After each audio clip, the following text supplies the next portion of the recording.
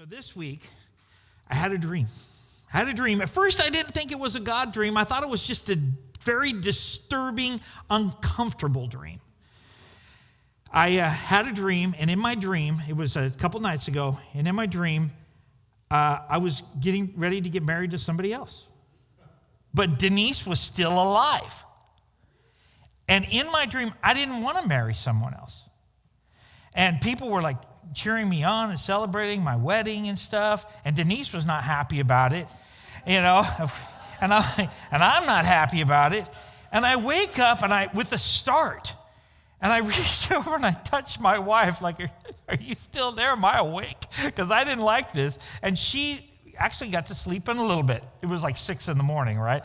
And she usually gets up a lot earlier than me because she works at Fred Meyer. She works a really, really early shift in the back room, getting all the money ready and all that stuff. And also because the dogs want her to get up early, And so I touched her, and then I went to the bathroom, and I came back, and I told her a little bit about the dream, and she gave me a kiss to let me know everything's okay. And then Finn jumped on the bed, and she goes, I got to get up. So she goes downstairs, and I don't have to get up right away. I think I worked a long night the night before, so I'm going to go back to sleep for an hour or two.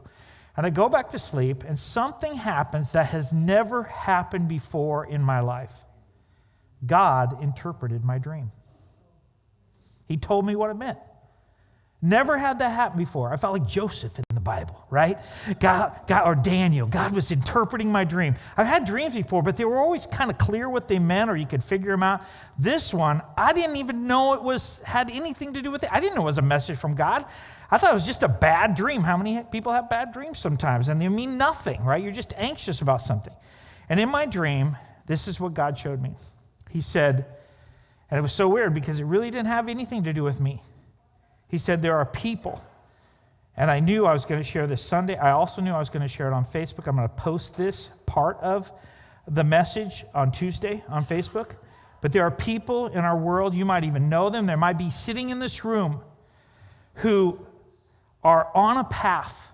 You're on a road, and it doesn't feel right. You don't even really want to be there. But you got friends or family members, and they're cheering you on, and they're saying, oh, you should do this, and you should do this. But in your heart, you know it's wrong. And God is saying, quit listening. This is what I feel like the Lord wants to say. Quit listening to your friends and families when they disagree with God, and listen to the Lord. Listen to the Lord. And I felt this sense of urgency as God was sharing this with me, and I was thinking, wow, that means that there's people right now, you're in danger. You're in danger, and you need to get off that road. You need to turn around, and you need to go the other direction. And remember this, it's a loving God who warns us. It's a loving God who warns us.